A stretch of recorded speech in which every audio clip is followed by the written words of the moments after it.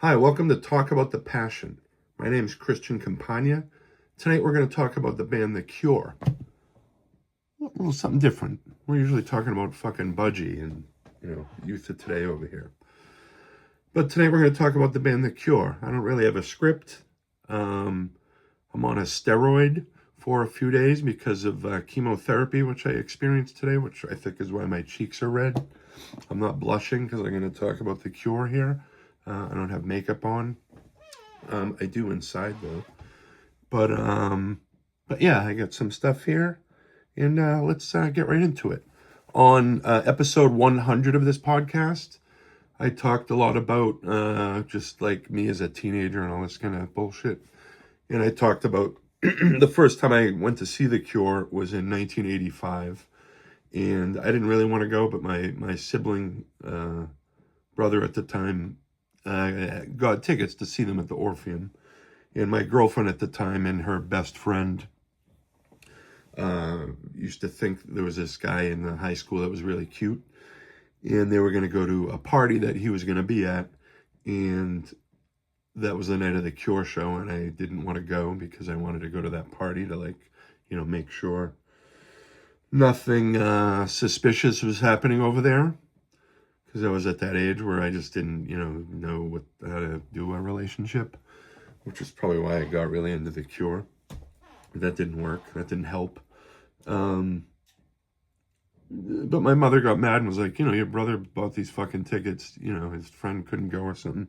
So I went, and I'm not going to talk about the 15 times or whatever I saw them and list, set lists or whatever, because I want to talk about this stack of records I have here and some other shit, some embarrassing stories, some funny stories, people getting hit by cars, men crying. But let me just, I was a little bit into The Cure at the time. I liked that record that they were touring on that we're going to talk about here. It's called The Head on the Door. But listen to the, I'm not going to, like I said, I'm not going to list the set list of every show I saw, especially because at this point, they play 58 songs when you go see them. Serious. But this first show I saw them at the Orpheum Theater, 10/25/85. They open with The Baby Screams, Play for Today, Kyoto Song, Primary, Hanging Garden, Cold, A Night Like This, In Between Days, Let's Go to Bed, The Walk, which we're going to talk about in here tonight. We got some situation there we're going to get into. You'll see. Push, Screw, 100 Years of Forest, Sinking. And they end the show with Sinking, but they don't because it's The Cure and they do 3 encores. Just come out and do all of them, So they came out, they did 6 different ways, Close to Me, and then Leave. Charlotte Sometimes. 3 Imaginary Boys, right? Boys Don't Cry. I see what they did there. And then the third encore, 10:15 Saturday Night, Killing an Arab. And then they did a cover of that song, Do You Want to Touch? I think Joan Jett did that. And I think the Divinyls opened this show, or was that the Cult? One of those CU bands. The Divinyls opened. Anyway, so after that, I sort of fell in love with this band. And at the time too, in the 80s, where I lived in Swampscott, there was a rumor going around, and I think it was just from young ladies who were fans of The Cure, and this was sort of a wishful thinking rumor, but there was a rumor going around that Simon Gallup bought a house in Marblehead and was living there, and people saw him around. I don't think that was a true story. But, if anyone out there can prove that I'm wrong, then, get into the comments and let us know, because that was always a weird situation. So, yeah, I saw them a million times, and a lot of the times I saw them at Great Woods, which is about 50, every fucking episode, Great Woods is 15 minutes from my house. But when I lived on the North Shore, Great Woods, which is now the Xfinity Center, I think. I'm one of those people where I'm always going to call it the Boston Garden or whatever. which you don't call it the Boston. I know it's now the Boston Garden again, but you didn't need to call the Fleet Center. Oh, what was it? The Fleet Center was a different building. Anyway, Great Woods, notoriously shitty parking situation, and you would often be in that parking lot for 2 hours if you didn't like do it right or get a good spot, just waiting to get out of this lot. So yeah, my friend Sean Ross got free tickets to see Poison, Def Leppard, and no, is that what it was? It was like Poison, Def Leppard, and REO Speedwagon or something like that. And him and his wife couldn't go, so they gave me the tickets, and I went. And I looked up, yeah, it was Def Leppard. So I looked up, because their curfew at Great Woods has always been 11 p.m. But we ignored that when we were 20 or 17 or whatever. But when you're 53 or whatever I was when this show was, 52, I don't know. You want to leave, you want to come home, especially where you live this close.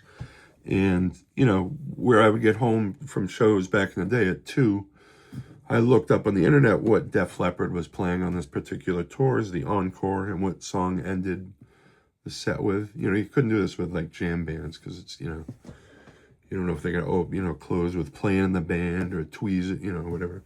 Or Jessica, or Blue Sky. You know how it is. Old white guy problems. So they were closing the set with Pour Some Sugar on Me. Who needs to ever hear that fucking song?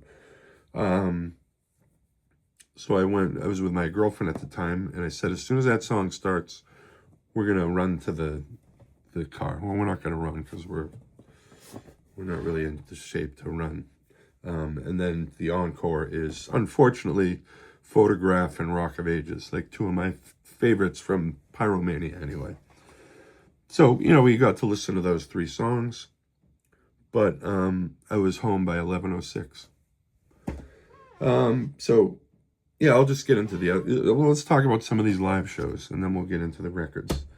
So, poor Sean Ross, one of my best my best friends for many years now. Poor guy had never seen The Cure. They were playing at Great Woods and on the Blood Flowers tour, which is a pretty good record. Like the first half of that record is really good. It's supposed to be like a sequel to Disintegration, which kind of gets that vibe, especially at the beginning. But anyway, I was going to meet him at Starbucks, and I was with my friend Heather Maitland, who her family owns a great place up in Salem called Maitland Farms, which is, you should just look them up. Amazing people and great food. Anyway, her and I and Sean and his girlfriend at the time were going to go to this show, and we were waiting in the parking lot of a Starbucks, and I see Sean pulling into the parking lot. I'm like, hey, there's Sean, he's pulling in. And just as he's pulling in, a fucking like a landscaping truck, like a dump truck or something, is backing out of a space fast and hits Sean, and and Sean's car literally goes up in the air. I'm just looking at Heather. I'm like, I don't think Sean's gonna finally get to see The Cure, the band he's been wanting to see since this fucking album came out. I think this is his favorite album. Sean, if you watch this or listen, but go in the comments and let us know. So Sean and his girlfriend got hit by a car on the way to the show, and they had to deal with that, like smashed glass. I think she got glass all over her.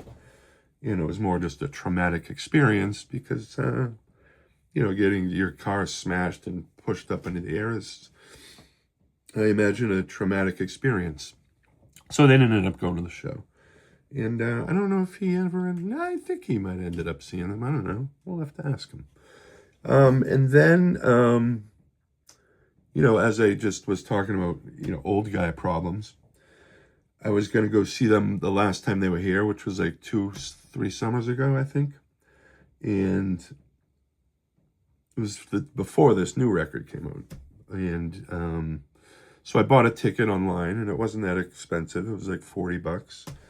And it was one of those, like, they have like general admission, like seats where it's like not really, I don't know if they're general admission, but they're like, it used to be the lawn, but it's now seats, but you're not under the roof. It's just cheaper to sit back there, and I don't need to be up front at this point.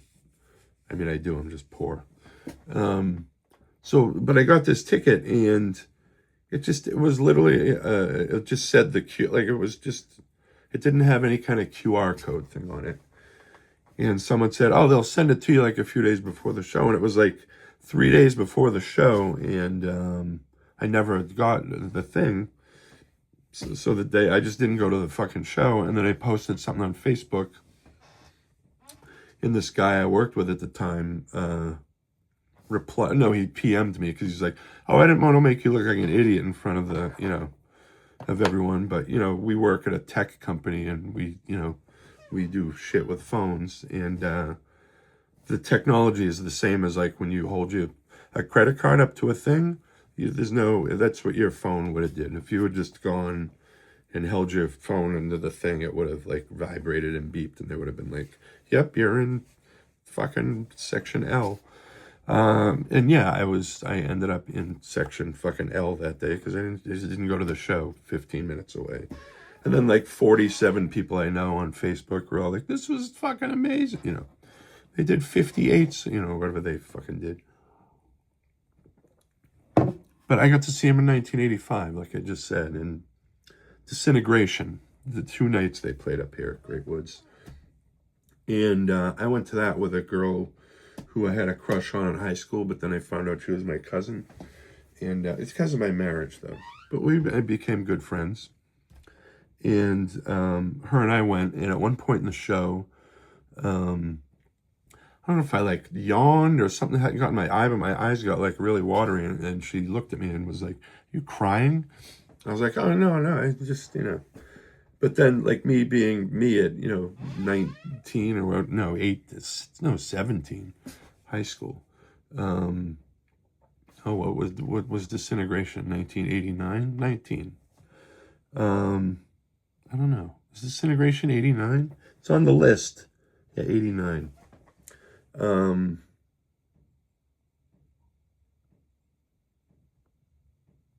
Yeah. And me being me at that age, was nervous that she was going to tell all of our friends that I was crying at the Cure concert. Nowadays, that probably would have happened because I'm on this hormone therapy, and I, like a few weeks ago, I cried listening to Escapism by, James Brown.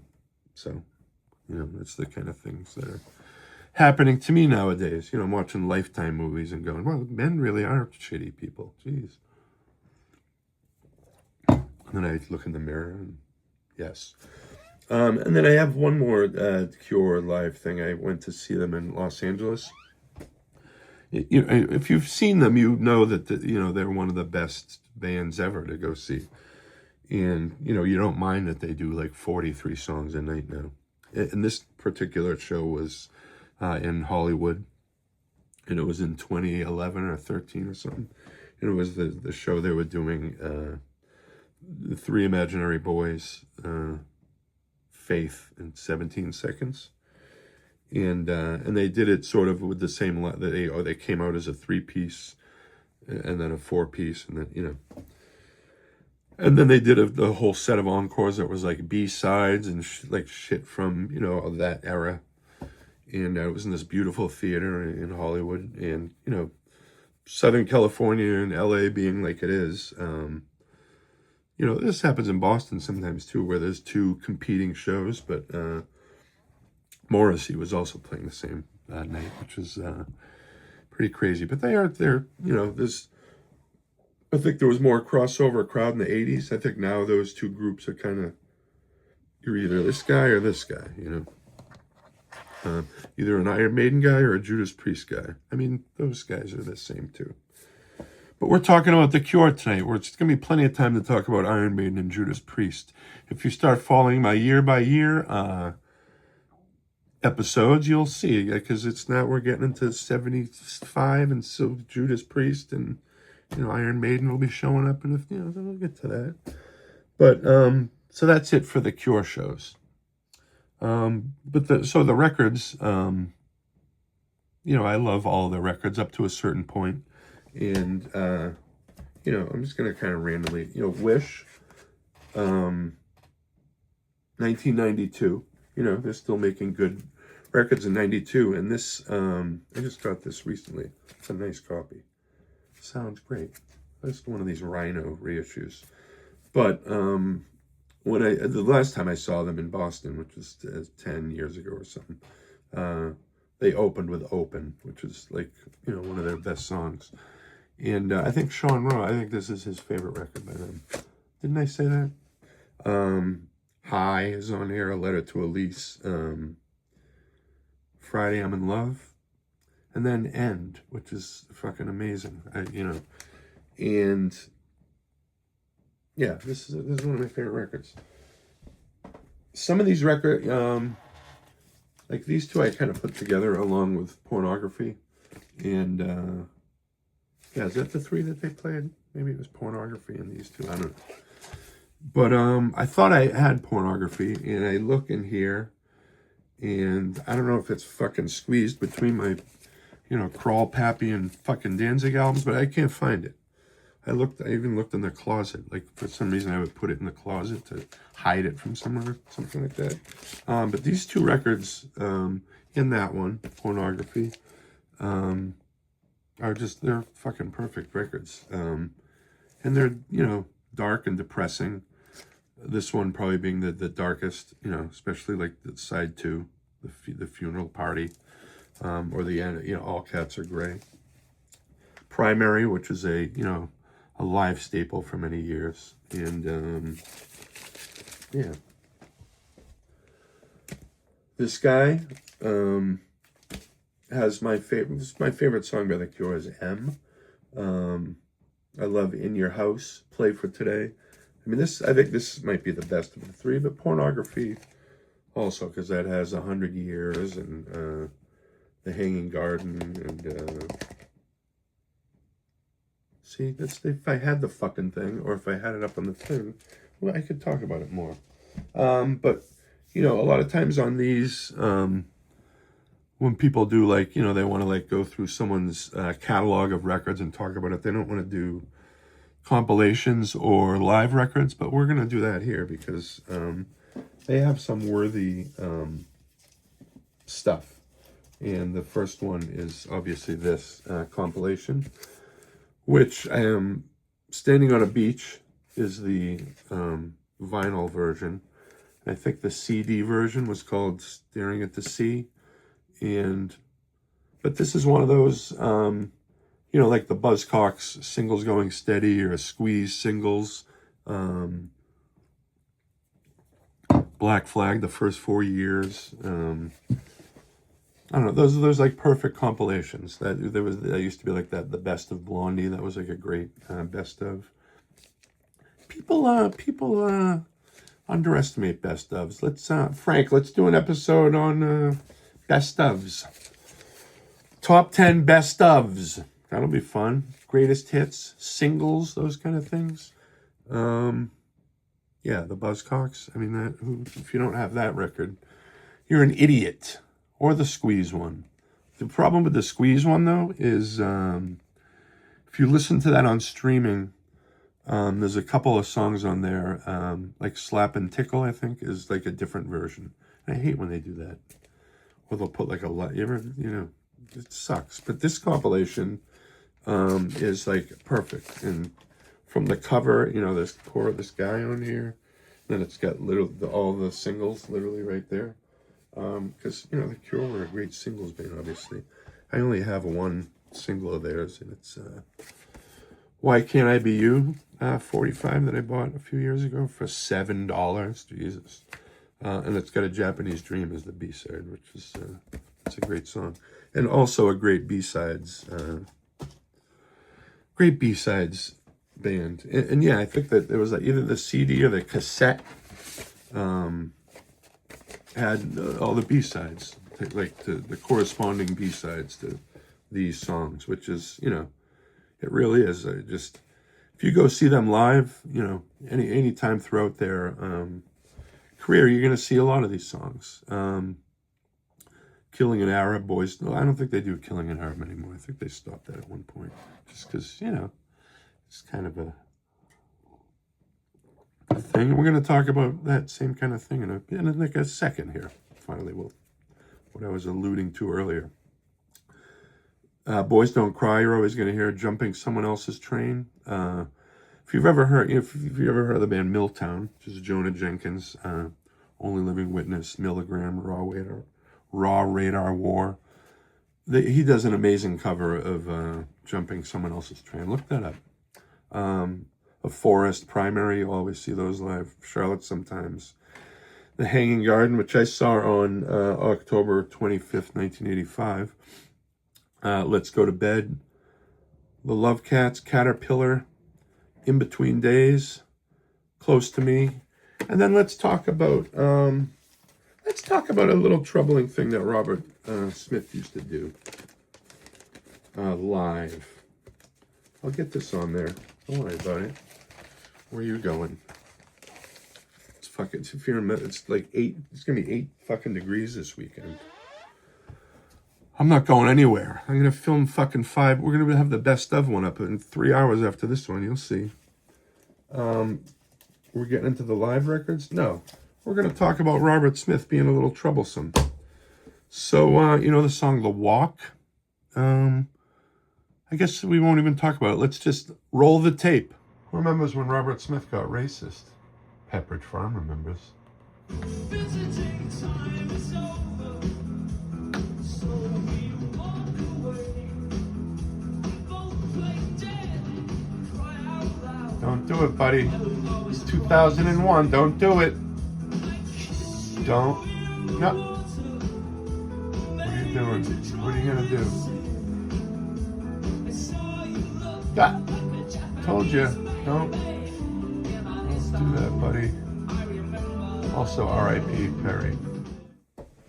So yeah, there you go. 2001. I'm going to look after this. I'm going to look at some of the later, because I watched a later video from like 2019, and he changed it to doing this. Like making like a baby's face. So that's a little more acceptable than I'm not going to do it. Anyway, moving on. Robert, behave yourself.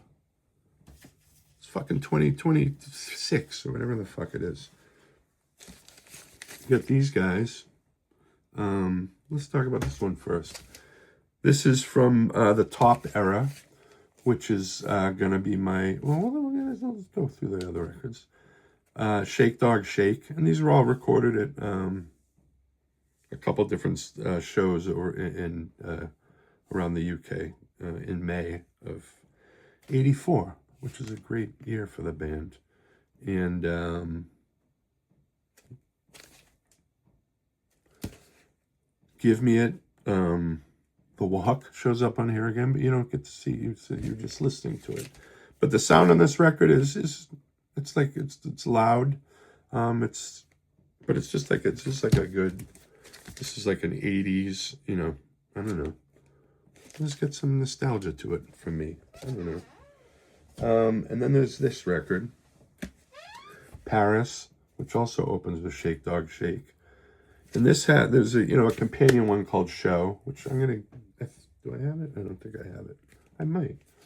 But I should have it because it's a companion to this. Show had more of the hits on it, and this was the one that has like Dressing Up from the Top, Hot Hot Hot from Kiss Me Kiss Me Kiss Me, At Night in Your House, 100 Years Apart. So this is in this record. I just got this one a little while ago too, and another one of these like Rhino later. Yeah, it's pressed in 2024. And sounds great. If you can ever find it, it's not that expensive. And then there's this record, which I have a CD of, but that is in the closet. And the closet is a nightmare, so we're not going to go into the closet. I was going to go in there at one point and just pull all this. I have the CDs in these big wallets, and there's 9 of them. And each of them holds 250 CDs. So whatever that math is. It's 9 times 250. Let's do that quick. No, let's not do that. It's almost midnight. But we could figure out the math. There's a lot of CDs there. Anyway, this CD, it's called Entree, and it's a live record that came out around, well, it's from the Disintegration era. And I think, well, I know, it's on streaming, and the you know, you could probably find the record still. I'd like to get it on record. I have the CD, like I said. But it sounds great, and they do most of the Disintegration record and a couple other songs. But it's worth it alone for the, I get different glasses on tonight. It's a little better. But they do Prayers for Rain, and there's a part in that song where Robert lets out this note that, you know, and I know there's reverb on it and probably a little delay, but the scream he does on this, it, like, I listened to it today twice, and you know, it's one of those goosebump moments of a song. I like when that happens. I get a lot of those. We'll do a video on goosebump-inducing songs. Put that on the list.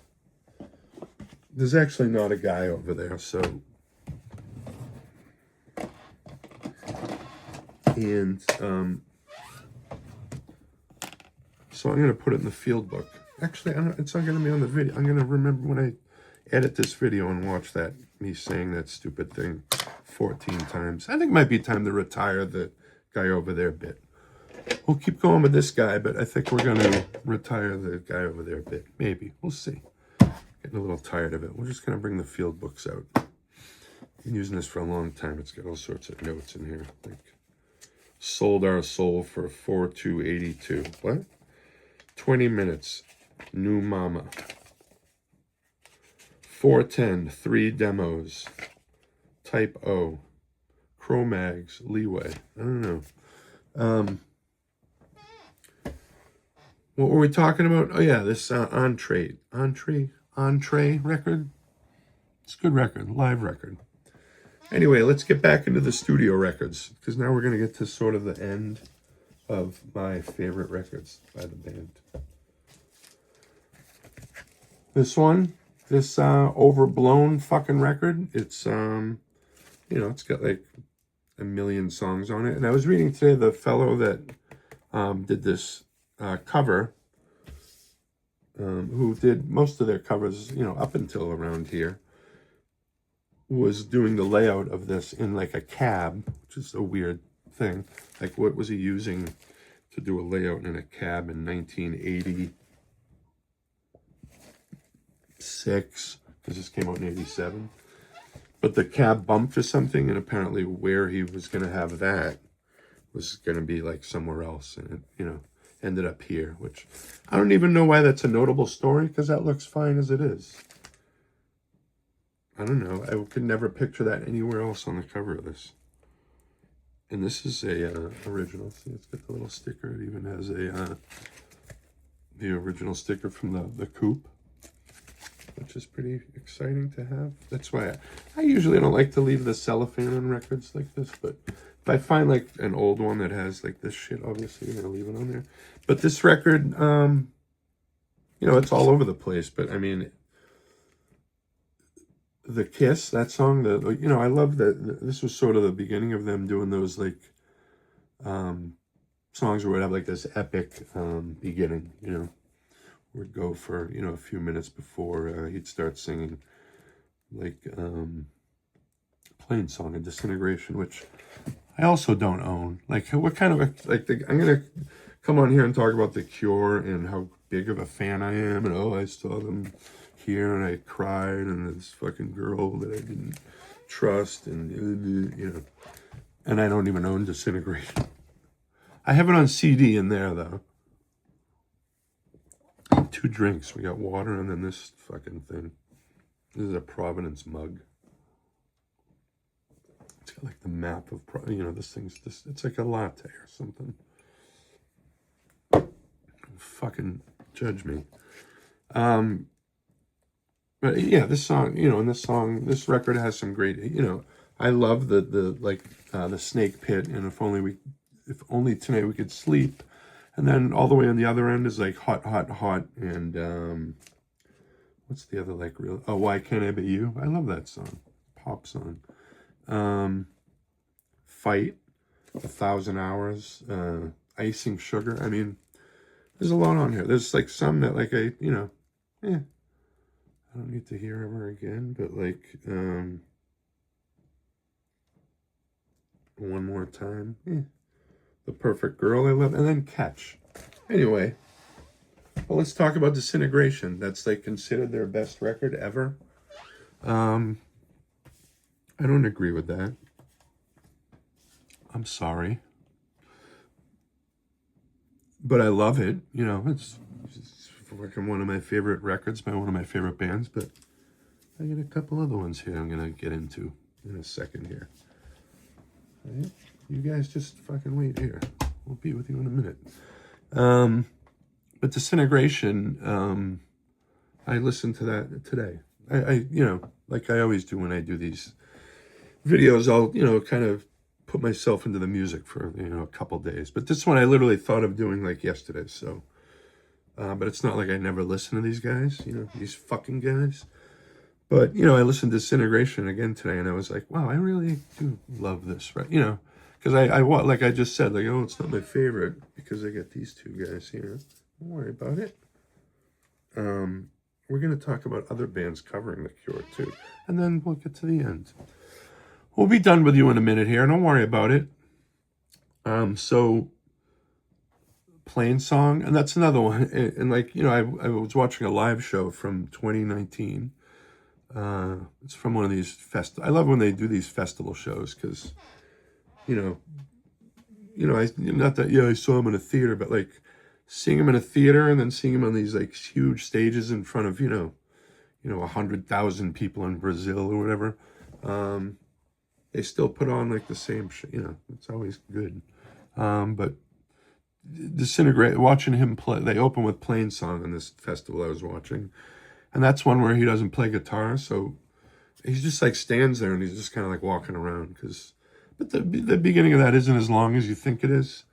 It's not like that fucking Stone Roses song, the first one on the album that takes like 3 minutes to finally fade in, and you're like, oh yeah, I'm listening to the Stone Roses. I forgot. I forgot. What am I fucking turning into Wolfman Jack? A Wolfman Jack reference. How many of you people under 43 know who he is? Pictures of You, which my band Presley, we stole like the guitar melody for that. Well, the guitar player Dan did. You can blame him if we ever get sued. And that's on the song Jennifer Lopez on our self-titled record, which is on it's on Apple Music and Spotify and YouTube Music. I'll put it on the thing. And you can go, wow, that does sound like that. And why do you guys have a fucking song called Jennifer Lopez that you recorded with Steve Austin from Today Is the Day? That's weird. It's a good song. And I'm not just saying that because I wrote it. And then the Spider song. What's that fucking song called? I don't know. I don't know the names of songs. Untitled, I love. Homesick, I love. Why can't I remember the name of the goddamn Spider song? Alexa. No, I don't want to do that. Because then it'll start saying other shit. Does anybody know the name of the Spider song from the Cure record? See? They said when you do this chemotherapy, you'll forget shit. Earlier in this video, when I started talking about Sean Ross, I forgot what I was talking about. And I edited it out. You probably don't even know. But you might, because I bet the video view shifted, because I had to reset up the camera and all that shit. The Spider song. I don't know. Anyway, let's move on before I embarrass myself even more. Maybe it's just because I'm old. So we're going to get into my top 2 records by The Cure. See what I did there? see what I fucking did there. Yeah, I knew you did. Because this one's called The Top. That's what the joke is. And this one opens with a Shake Dog Shake, which is, it's not my favorite Cure song, but every song on this, this song is, this record, Give Me It is my favorite song in this, because it's like this cacophonous, just mess of a song, and Banana Fish Bones. This record has the most in common with, like, Captain Beef. I mean, not really, but, like, it's a weird record. And I was, like, picking something out of my mouth earlier, and I did it right on the camera, and then I just realized, like, I have a shield. I should just keep a record in my hand for all of these, so anytime I have to do some weird shit, I can just be like, yeah, this song here, and I'm like, oh, yeah. Bird Mad Girl. But just a crazy record. I think he probably was doing some drugs at this time, maybe. And this is also when, I think this is when he took the break and he was playing with Susie and the Banshees, which, if you don't have that live, the live Susie and the Banshees record, called, I can't remember stuff. But it opens with Israel. They do Dear Prudence.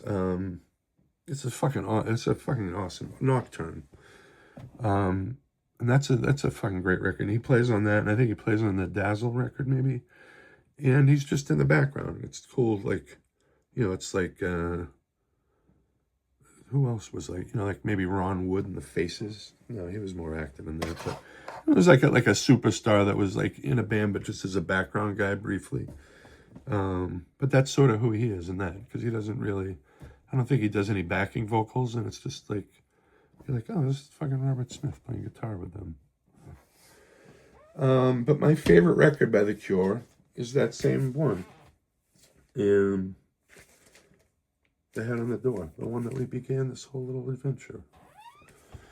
And the last time I saw them in Boston, they did 6 songs off of this, which was amazing, because every song on this fucking record is a banger. Opening with In Between Days, which was a big song for them. Kyoto Song, which, I don't know if he did any of that stuff with his face when they played that live, but I never really sat up close when going to see them. The Blood, 6 Different Ways. Push, The Baby Screams, which we talked about. They opened with that at that The Head on the Door tour. That's pretty cool. I never think of that. I need to, like, you ever do that thing where I do this a lot now when I go see a band? Afterwards, I will make a playlist on whatever, I don't want to get myself in trouble, whatever streaming service I happen to be using at the time. I'll make a playlist of the songs I saw the night before, and I'll keep them on there. I should do one for this show, because I'd like to hear what The Baby Screams, Play for Today, Kyoto Song, Primary sound like in a row, because I can't picture that in my head. It's weird when you think about that right now. But The Baby Screams, that's a good song to open a show with, because it's got that, I bet it did that little thing with the lights out, and then when it, like, when that song's like it explodes into fucking sound. You know how much espresso I've had today? And these steroids? I took 4 of these steroid pills. You have to take 2 twice a day the day before you go in for this fucking thing. Then you do 2 the day of, which is before and then after. And then I got to do 2 more tomorrow. And the first time I did chemotherapy, today I had the 4th of 6. So I was going to talk about cancer on this fucking thing, but it was a goth band, man. So the first time I did this, the day after I did the chemo, they tell you to relax, or, and I didn't realize, I was on this steroid, and it, like, gives you a lot of energy the next day and the day for 2 days. It stays in your system. And I went to work, I lifted, and I didn't know. And then my when I did tell my doctor what happened, he goes, oh yeah, He literally said, yeah, steroids will lie to you because you think you feel good. He said, but if you're doing all this stuff, you know, because they block inflammation. Inflammation. We want inflammation. Who is number one? You are number 6. No. So when this steroid ran out, I'm sorry. We keep talking about Iron Maiden. Well, The Prisoner. I bet Robert Smith liked that show. Must have, right? British people are fucking weird. They like weird shit like that. So did I. We're just going to try to calm down a little here because we're trying to wind this thing down. We got a couple more things here. But yeah, so this record, what were we talking about? I don't know. I was going somewhere with something. Doesn't matter at this point because I wanted to talk about the song A Night Like This. I was talking about making playlists. I don't know. It doesn't fucking matter at this point. You probably have everyone. When I look at this thing, it's like most people watch 4 minutes of these videos. So if no one's like even here, yeah, we're fucking doing coke and weed on here. We're saying fuck and shit. A Night Like This. I don't know if there's a glass thing over there. I don't know what it is.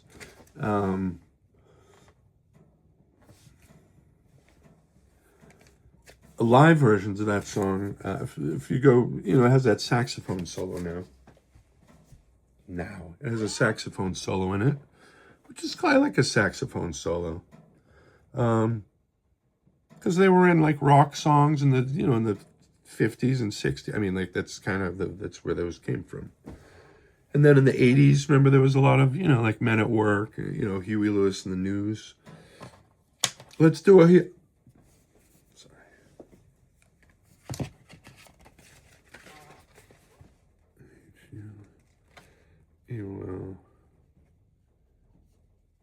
News, sports, and sports. Let's do...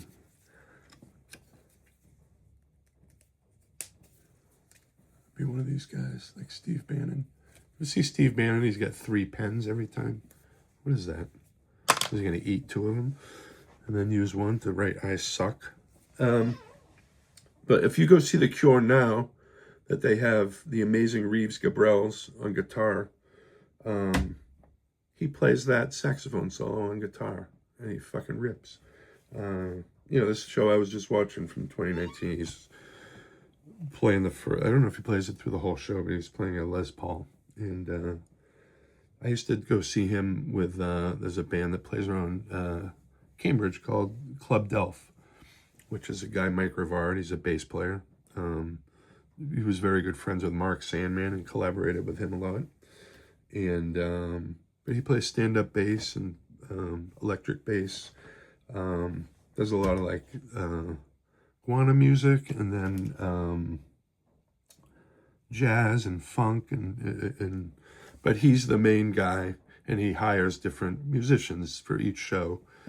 And I used to go see them a lot in 2001, and sometimes it would be a DJ, a guitar player, someone playing a fucking oud, like a trumpet, But a lot of times he would have John Medeski sitting in with him on keyboard, and Reeves Gabrels on guitar. And I think I saw them 2 or 3 times with Reeves. And but now he plays in The Cure, which is amazing. He played with Bowie, and he's got quite a resume. But he also plays on the new Cure record. Is one of their best things in a while, because the last few have been. I like Blood Flowers, like half of it, but I never. That self-titled one had a couple good songs on it. I think that's the one that had that song Before 3 or something like that. That was pretty good. Is that the name of that song? And but this record is great, especially if you see them do there was that thing when this came out. There was a excuse me. I had a 7-Up earlier. I'm just kidding. I didn't have a 7-Up.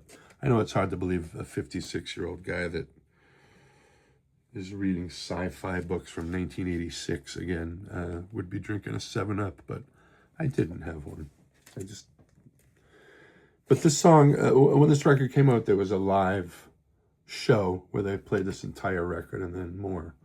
And it was great seeing the first song alone is another one of those, where it takes like 5 minutes before he starts singing.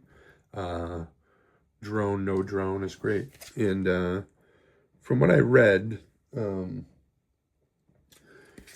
he had about there was an interview, or maybe I think I was reading it, and he was saying one of his friends told him, when he played them the record, or maybe it was his wife, said there's too many, you write too many sad songs and slow ones, so he wrote a bunch of more upbeat ones, and apparently those, isn't that pretty? I like a nice white vinyl. I don't think I have any colored vinyls. I'm just kidding. Sometimes I like to say that to annoy people that get annoyed that people say vinyls, because I know it is like something you shouldn't be saying, but sometimes I like to troll the people I love, because don't they say you shit on the people you love or treat them the shittiest? Is that what they say? And you treat your enemies better? No, they don't say that. You see what I'm doing here? Jesus fucking Christ. But this record, get it. And then there's like a new thing that was coming out in the theaters. I didn't go see it because I can't sit in a movie theater for 3 hours, which is why I couldn't see that new Paul Thomas Anderson movie in the theater. But I watched it here, and I haven't even finished it yet. I think I got like a half hour left of it, and it was amazing. I'll probably go back and try to watch. When I want to watch a movie nowadays, I have to do it like at 11:30 a.m. on like a Saturday. But then there's like a movie you want to watch at night with all the like. If you want to watch like the movie Alien again, you're gonna watch that in the middle of the day. You want no fucking light on in your house if you're gonna watch that. Ever. My friend Steve Hill has never seen that movie. Steve Hill famously, this guy on, it was like the night of a Super Bowl, maybe the first one, the Patriots were winning, and our good friend Christian called him to ask him if he was watching the game, and Steve replied, like, everyone in the world's watching this fucking game, and he said, oh no, I'm watching Lorenzo's Oil. So we've been shitting on Steve for, 26 years about that now. I don't know what the point of that was. Oh yeah, so this thing is, you can also rent it or buy it on Blu-ray or just like streaming. And I think I looked the other day, it was like $4 to rent. So we're going to watch that at some point because that looks really cool. Let's end this whole thing with talking about some people who have covered The Cure. There's some bands you shouldn't cover, but I think The Cure has enough great songs that, I think it's all right to cover them. It's not like, I don't know, you wouldn't cover like Shudder to Think or something. I think that would I don't know if that would work. But speaking of Shudder to Think, they do a great version of Shake Dog Shake, which I think is on, maybe there was a compilation of bands doing Cure songs, or on one of their, I think it's on one of those Your Choice Live series, maybe. I'll look it up later. But that's a great cover. And then the one I was just saying earlier, Milltown doing Jumping Someone Else's Train. Shira Tara does a lovely cover of Boys Don't Cry, where Paul Bearer says something fun at the beginning that we're not going to put on here. But you can find that version. It's a live version, and it's great. And then the last great cover is this one by Dinosaur Jr., which is, this is an amazing cover. And this is I love this cover. And then they do Chunks by Last Rites, a Boston hardcore band. Maybe a little promo. But I was at my siblings' house a while back, and they showed me a copy of, it was a radio copy. I took pictures of it. I'll put it on this thing here. Of When this song came out, radio stations were mad because their version of Just Like Heaven just cuts. So they made a version just for radio stations, and my sibling has a copy of it, and it has like a letter in it, and it's a version of the song that fades out, and it doesn't like, so there's not more after they do that, because it's when he does yo, and then it just like cuts, but there's not more. It just fades out before that, so it's a little bit of a shorter version. But I thought I never knew that existed, and they have a copy of that. I was like, do you want it? Because I'll take good care of it. I take care of good records. I just got, I had a fish tank in here, and it was over there on top of all my records. I'd show you with the camera, but if I move it, I'll never be able to position back to how it was. But it was on top of right where my M section was. So at one point I moved the entire minor threat section, which is about this big, because I have a lot of copies of each of the two 12 inches that you can get by them. Official ones. I know there's all those live buff hauls and all that kind of stuff. Maybe, that's a 70. I don't know. I'd guess maybe start getting into those minor threat live bootleg records, but I don't know. The clock, once you start realizing you come face to face with your mortality, you wonder how many copies of certain records you should be buying at this point.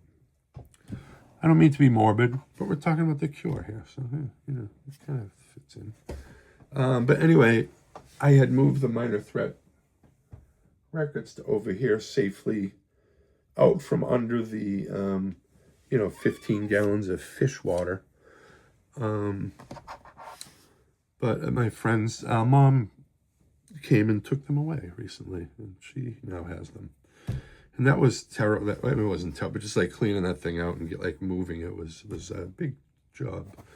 Because I didn't clean it that well, and that was another reason once I got sick, I just thought it was going to be a burden. And also, one of the things you have to do how many minutes have I been talking? That's the thing. Maybe 40. I don't know. But the one of the ways you clean it, they have pumps and shit, but you siphon the water out and then put it in a water receptacle, and then you just keep doing that. And you get the water down, and then you clean. Anyway, your immune system it turns to fucking shit with chemotherapy. So I just thought maybe sucking in dirty fish water probably wasn't a good idea. Who knows? Maybe it has healing powers, because I did use that water to water the 2 plants that I have in this house. Anyway, the fish are gone. The Cure record, the minor threat records are safely back where they into Gen Pop over there. Also to make room for fucking the box sets that just keep coming in. I don't know where they're coming from, but they're coming. Some of these I've never even fucking listened to that I did listen to the technical. Anyway, let's wind this down. I was going to try to do more of these videos now because, I watch a lot of these other great channels of guys that are doing men and women that have channels where they do similar stuff, just talk about music, and a lot of them do sort of freeform stuff like this, or just like, here's my top 10, Rush albums or whatever.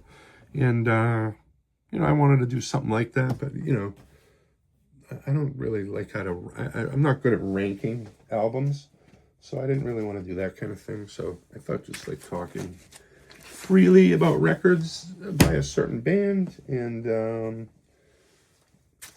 but we're still gonna and then having some stories. See, I didn't say anecdotes again about the band that I can think of to add in here to just so it's not just number 4, 17 seconds. This album came out in 1980, and this one was produced by, and it was recorded by, we can see that anywhere. I like to do whatever the fuck I'm doing here, which is I don't even know. But we're gonna keep doing the year ones. Where I have all this energy, I might try to do another one of these tomorrow. And then, well, no, I gotta work. No, I'm not working tomorrow. And then I'll do another, we'll see what happens. But I got a lot of fun stuff planned for here. And some good guests. So that's it.